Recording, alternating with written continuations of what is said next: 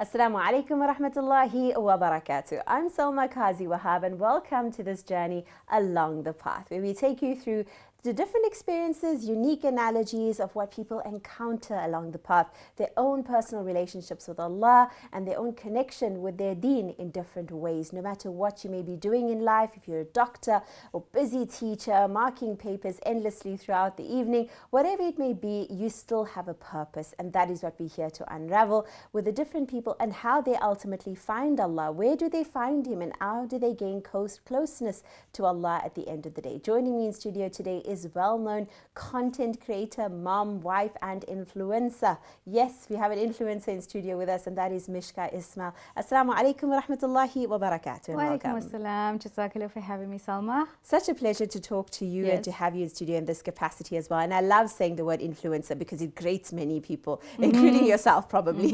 Yeah, it does. It makes me cringe a little. It's not a title that many people want. Many people claim it or are after it. And I felt it was important to have somebody in that capacity here with us to talk about it because at the end of the day, we talk about Islam, we talk about closeness to Allah. And like in any career, you have personalities like yourself that are in the front line all the time. Businesses are reaching out to content creators these days. They are reaching out to influence. You have a thing now called influencer marketing.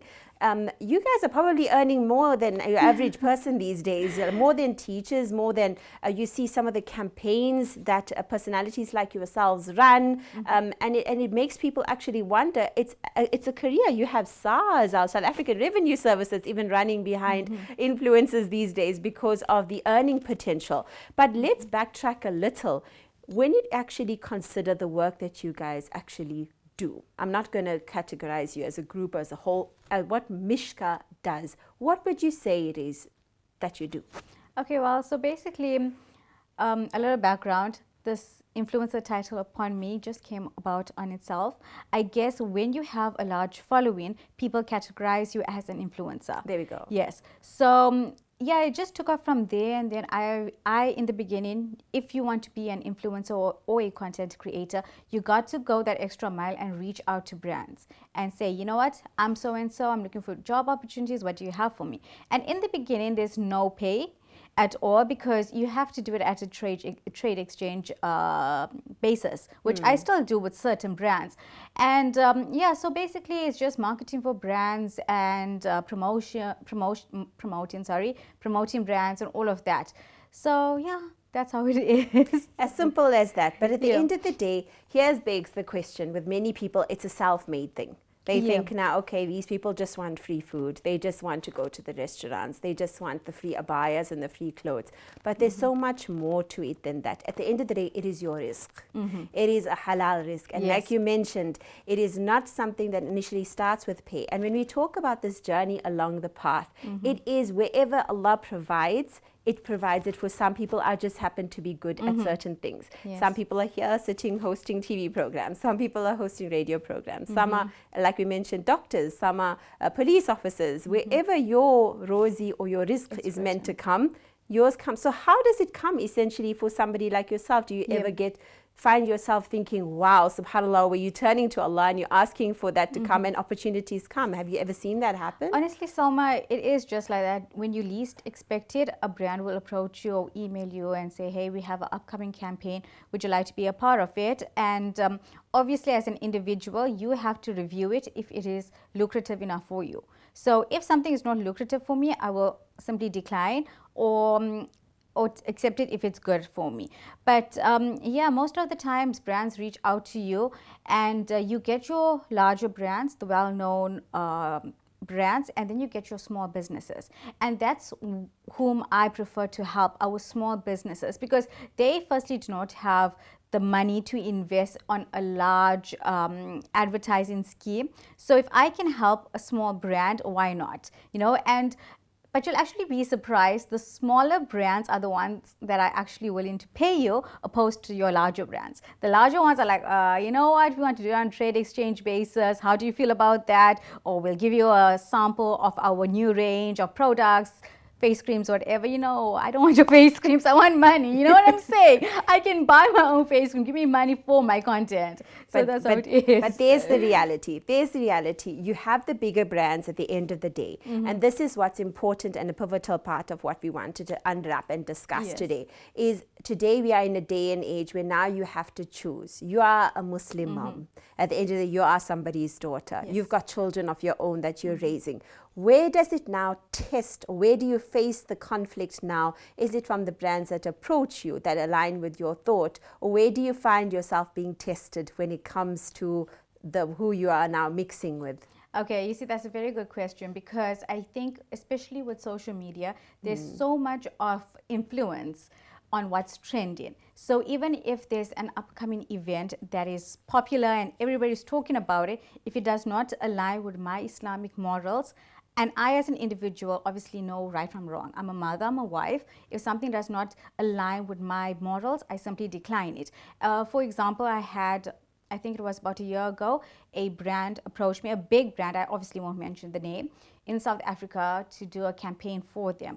I declined them because they were pro-Israel, which I am obviously not. So yeah, although it was a big brand, I need to know where to draw the line in terms of what's morally acceptable for myself. So I guess as an individual, you need to be steadfast in your deed to be able to distinguish obviously right from wrong and not get peer pressured or pressured simply by people around you to do or work with a certain brand. How do you think, being in this forefront, a lot of people question social media now, the need for it, with some people saying, you know what, there is no need for it. Find another decent job, find a full-time job. There is no need to put yourself out there. But again, if this is what is earning you an income, and if this allows you also to be a parent at the same time, where you can be flexible, you can go on your own terms, you can make arrangements and say, I've got to do this shoot for a few hours so your children are taken care of. I'm talking from experience because I know the kinds of things that go through our minds frequently when we have to do this. But where does it get really hard with what you are being exposed to? Do you ever have a feeling of FOMO, or where you're looking at certain things on the screen and saying, I wish I could be able to go there, or I wish I could be able to do these types of things? And do you find yourself ever talking to your creator about that, or Allah, or ever having an internal conversation about that? Yeah, so in terms of that, I would say... where does it reach the point without it getting emotional? Okay, you have to introspect. I guess like I went for Umrah, and that was a real big turning point for me, because it made me question a lot of things in my life about right from wrong. And with social media, I think people assume because you are putting yourself out there, you are putting your entire life out there, okay, which is not actually the case. If I am posting for a brand, it's simply brand work. It's not the personal situation in my life, and people assume that it's what's happening in your life. So I guess that's how people perceive you when you are on social media, and say, you know what, influencing is not actually a thing. This person shouldn't be on social media. But they fail to realize, like you said, risk is from Allah. And if it's going to come by means of social media, why not? So yeah, recently I went for Umrah, and that actually made me realize a lot of things in my life about what is really important and what is not. I won't lie, recently I pulled back a bit from social media because I felt the need to spend that time more with my kids, more with my family. So I have been declining brands because it just wasn't meaningful enough for me. It wasn't bringing me any spiritual contentment. And I found that contentment rather with my family. So I weighed out and see, okay, is this partnership actually worth it or not? If it is, by all means, I would take it. If not, I'd rather spend that time with my kids. Yes. And you think Umrah did that for you? Yes, no, definitely it did, because you wouldn't believe it or not. You know what? This Umrah trip was so unplanned. My husband and I have been talking about doing Umrah for a very long time. But I had a kid. My baby is now 1 year, and the timing was not right. And we just put it off, and it was not in our budget and so forth. And last year, my brother, no one knows this, my brother is the one that surprised my family and I with the Umrah trip. Wow. Yeah. So I was like, what? And that's just a perfect example of how constant dua for something, to Allah, if you do make sincere dua, gets accepted when you think it's impossible. And that was like the turning point for me. And I was like, you know what? I told my husband, we were still hesitant. I told my husband, you know what? It's our invite. And Allah does not send that invite out to everybody. We got invited, let's do it. And we were so stressed because we did not have the finance to go for Umrah, you know, and my brother came with the trip. Then we didn't have the finance to spend because obviously you have to have money with you to go for the trip. But Alhamdulillah, things just, I don't know how. Up until today, I literally do not know how. It just came about and we went for it, and it was truly one of the best experiences in my life. You come back a different person, you know, just being near the house of Allah, by Him, you feel a strong spiritual connection that nothing else matters. So that is why when I came back, I was like, you know what, this content creating thing, you know what, I can just pull back a bit, you know, there's more to life, there's more meaning, more purpose. I have a purpose, a real purpose. Yeah, and that's to serve my Creator. I have a purpose, and there's more to life. There certainly is more to life. We'll take a quick break, and when we come back, we delve a little bit into when those cameras go off, behind the reels and the TikToks, what actually happens at home, and now that could possibly give you more fulfillment. We speak to Mishka more about that after this.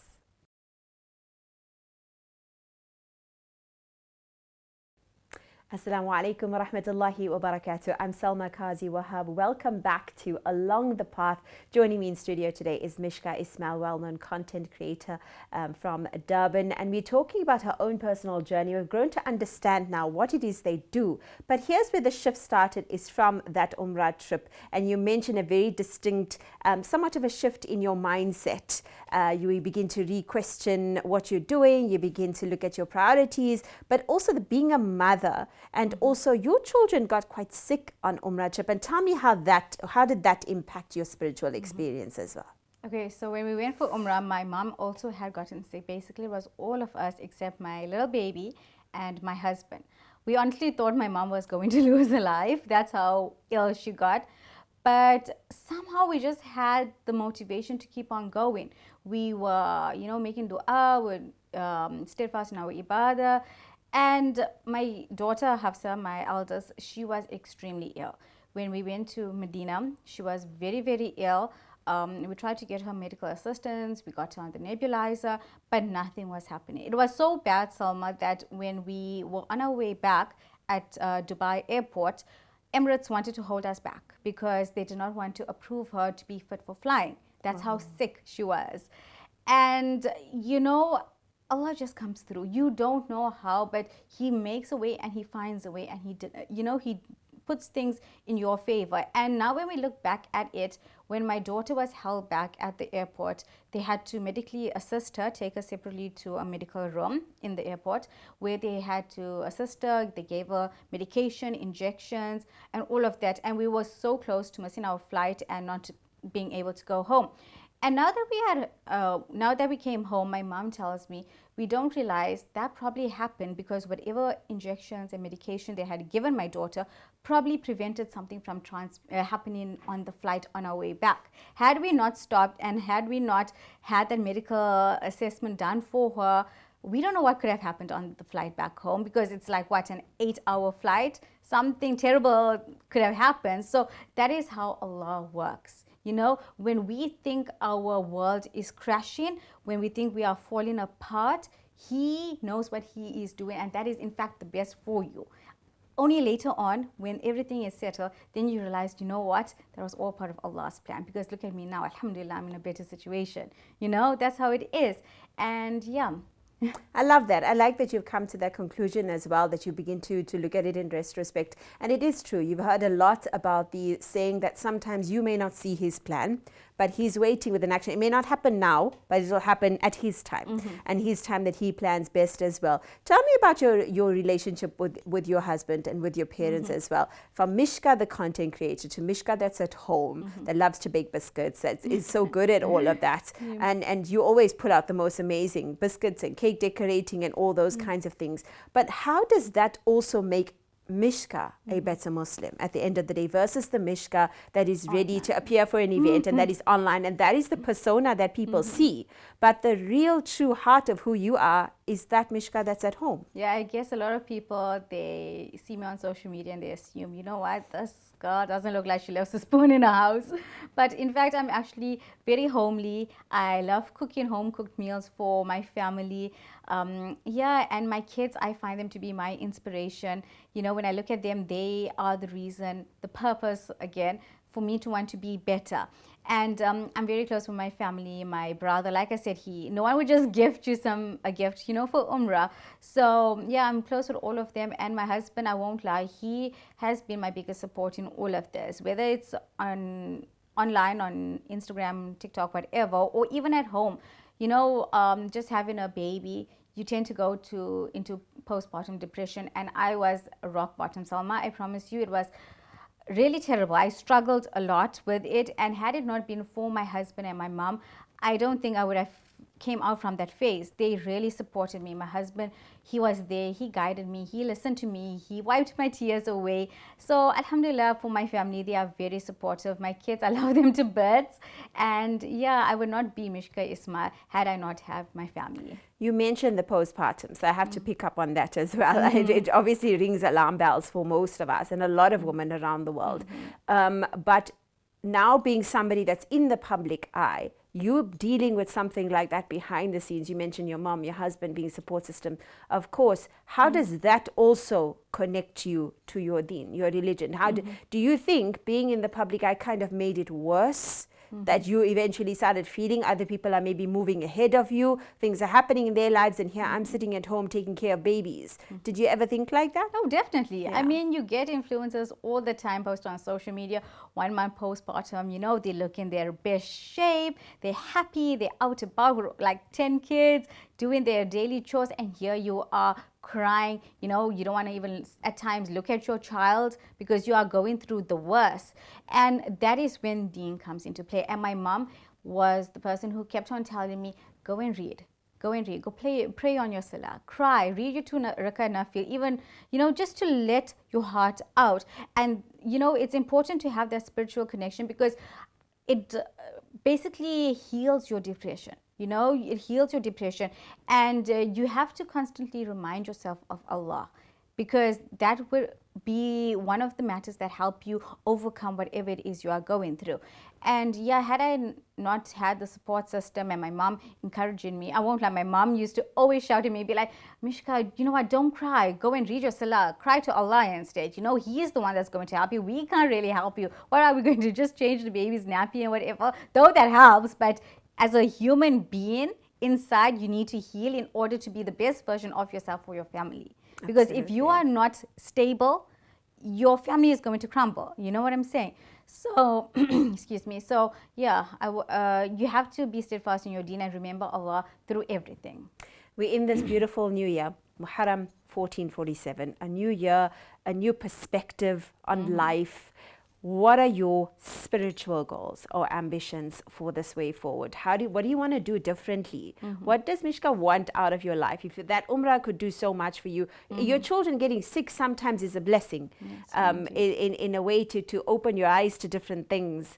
And being somebody, like I mentioned, that you are confronted with all of these trends all the time. You invite all these invitations, these exciting events and opportunities and posts. But here's the priority scale. Here's a clean slate that you're starting the year with. Where do you want to go from here? Yeah, new year, new me, hey? No, but I think, you know what, whether it's a new year, whether it's not, we must always strive to be the best person that we possibly can. And the only way we can attain that is if we are reminded of the ways we sin and refrain from sinning. You know, if avoid backbiting, gossiping, holding grudges, let go of all that hate, and remember your salah. Because once you pray your salah 5 times daily, you find that contentment in your heart, and Allah automatically resets your body where you don't even want to sin. Where somebody comes and say, you know what, hey, someone said this about you. No, Maaf, I don't want to hear, because your heart is full. You are content. So I guess that is what I want to keep in mind going into this new year. And obviously, your health is your wealth. that is something I would like to invest more of, because I won't lie, as you get older, you tend to forget about your health. You know, knees don't work the way they used to. So that is something I want to prioritize my health, because I would like to be the best version I possibly can for my children, you know, being able to run around them. And yeah. You mentioned the backbiting and the slandering, so I want to touch on that a little before we close. Of course, it's something, again, important. And again, in the journey, along the path, you're going to always have people in your life that are there, and they play a role. They play a role in our lives. If it's people that are going to say something about you, there is a backbiting, there is slandering that is going on. And again, in the field that you are in, you're going to encounter it all the time. Or she's not as good as you, or only you could do this particular job. Manipulation from different people. And have you encountered a lot of that? And how has it taken you further away from possibly where you need to be? Yeah, no, you tend to get hate, no matter whether you are an influencer or whether you just off social media. People will judge whether you are doing the right thing or wrong thing. People are going to judge you irrespective, you know. And I think it comes down to having belief in yourself, that I don't have to prove myself to anybody. What you do, how you act, how you behave yourself is between you and your creator. You don't need to answer to anybody, you know. And yeah, I have received a lot of slandering in the past, and the best way to deal with it is just to simply ignore. Do not retaliate at all. Even if somebody attacks you and really, really upsets you, go take a walk, have a cup of tea, get it off your mind. But whatever you do, do not retaliate, because it just creates more drama and more tension, you know. So you gotta just keep clear mind, stay calm, and that's the way forward. And again, it's the most Islamic approach, I would think, because you are not engaging in backbiting and creating, you know, sin for yourself. Yeah, so you'd rather just stay away and ignore. Are there any role models that you aspire or you look forward to, or people that you follow, and that we could leave with the thought, like, who do you actually aspire to be like, or who positively influences your life? My mom, definitely. I mean, my mom, I've seen her go through a lot over the years, especially when we were younger. And the woman that she is today, the grandmom that she is, and the way she not only treats me, but my husband as well. I would love to be as good as her. You know, she has a gentle heart. She's kind. She's straightforward. She's not the type of mom, if I have to tell her, hey, mom, don't do that to my kid, she's not going to get upset and angry. Yeah. So my mom is my life as well. So she's the person that I really look up to, constantly reminding not only myself, but my husband and my brother and my kids about Allah. And yeah, she's the woman that I'm really glad to have in my life. We make dua that inshallah she always remains a part of your life, and Allah keep her in good health always. Thank you, Mishka, for spending this time with us. It's been such a pleasure.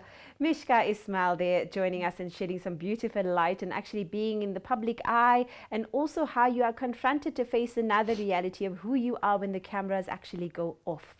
At the end of the day, social media can only paint one picture, but your relationship is with a completely different social media manager, and he's watching everything you do and all the reels you create behind the scenes.